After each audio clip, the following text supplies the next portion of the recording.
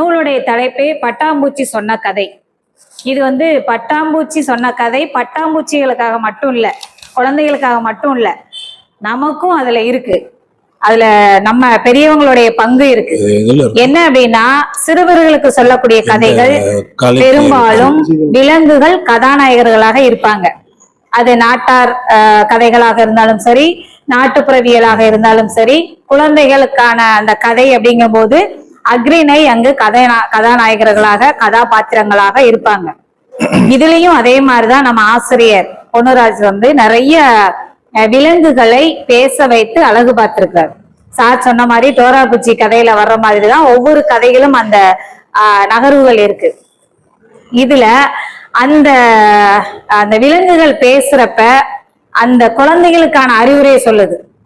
ஏன்னா பெற்றோர்கள் சொன்ன அறிவுரைகள் இப்ப கேட்கல, அதனால விலங்குகளாவது சொல்றத கேட்பாங்களா அப்படிங்கிற ஒரு மையப்படுத்தி எழுதியிருப்பாருன்னு நினைக்கிறேன்.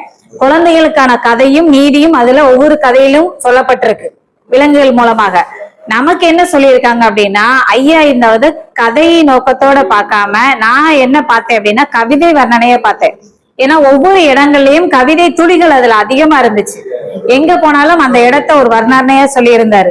ஒரு அடர்ந்த காடு அப்படிங்கிறத நம்ம சாதாரண வார்த்தையில சொல்லிடலாம், கவிதையில சொல்லும் போது எப்படி சொல்லுவோமோ அதே மாதிரி அந்த புத்தகத்துல நிறைய இடங்கள்ல அந்த கவிதைக்கான ஒரு உட்கூறுகள் நிறைய இருந்துச்சு. சோ கதையை தாண்டி கவிதையும் அந்த நூலை நம்ம இருவிதமா பார்க்கலாம். கதை நூலாவும் பார்க்கலாம், கவிதை நூலாவும் பார்க்கலாம். அவ்வளவு வர்ணனைகள் அதுல இருந்துச்சு.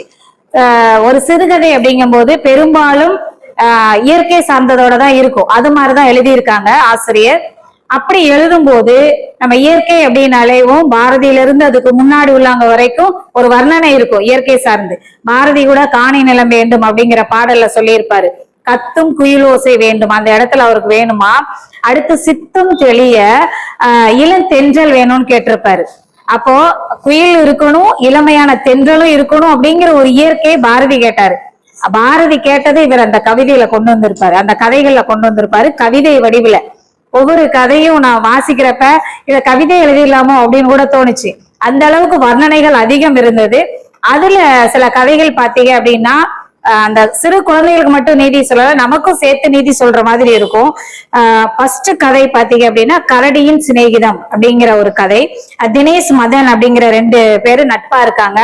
அந்த தினேஷ் அந்த பையனுக்கு காட்டுக்குள்ள போய் சுத்தி பார்க்கணும்னு ஆசை.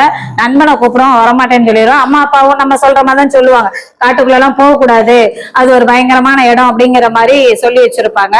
அதே மாதிரி அந்த பையனும் போகிறதுக்கான சூழ்நிலையை பார்த்துட்டே இருப்பான். திடீர்னு ஒரு நாள் இவனை கூப்பிட்டுட்டு போயிடுவான். உள்ள போகும்போது ஒரு கரடியை பார்த்துருவாங்க. கரடியை பார்த்தோன்னா அந்த நண்பன் அவனை விட்டுட்டு ஓடி வந்துருவான். இந்த பையனுக்கு பயம் இருக்காது, அப்படியே கரடியோடய நெருங்கி பேசி அவனை அந்த கரடியை நட்பாய்க்கிடுவான்.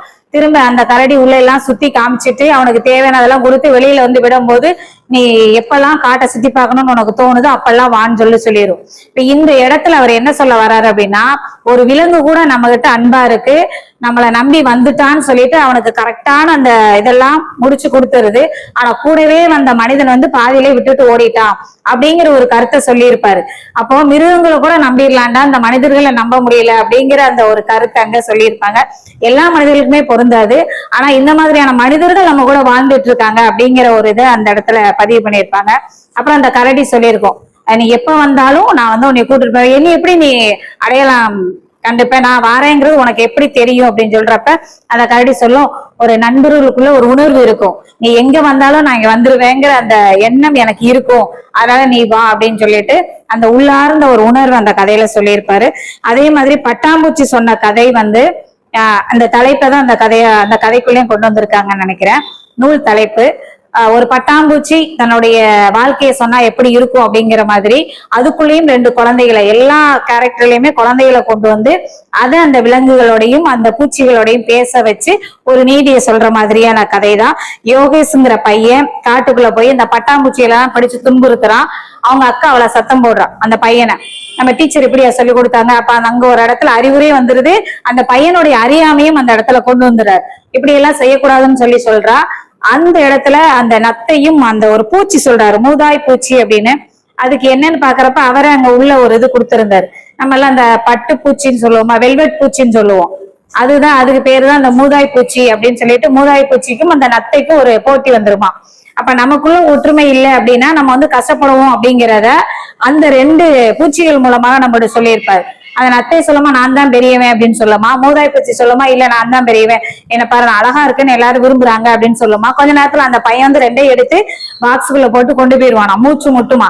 இப்ப கொஞ்ச நேரத்துக்கு முன்னாடி சொன்னேன் இல்ல நான் தான் பெருசுன்னு சொல்லிட்டு கொஞ்ச நேரத்துல நம்ம உயிரே இல்லாம ஆயிடுச்சேடா, இதெல்லாம் சொல்லக்கூடாது அப்படிங்கிற மாதிரி நீ பெருசா நான் பெருசாங்கிற ஒரு இதை கொண்டு வராத அப்படிங்கிற மாதிரி அந்த நத்தை மூலமாகவும் அந்த வெல்வெட் பூச்சி மூலமாகவும் நமக்கு அறிமுறை சொல்லியிருப்பாரு.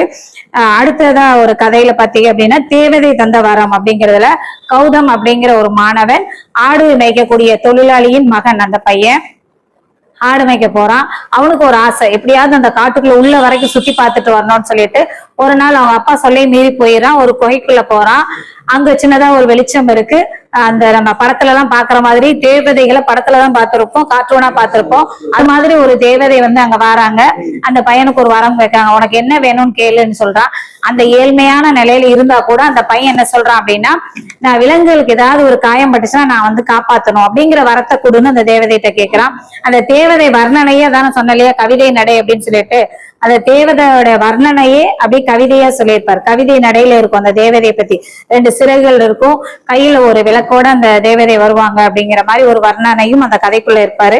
அந்த பையன் அந்த வரத்தை வாங்கிட்டு வந்து பிற உயிர்களை எல்லாம் காப்பாத்தலாம் அப்படிங்கிற மாதிரி ஒரு இரக்கம் சார்ந்த ஒரு குழந்தைக்குள்ளேயும் ஒரு இறக்க வேணும் அப்படிங்கிறது அந்த கதை மூலமாக கதையாசிரியர் வந்து உணர்த்தி இருப்பாரு.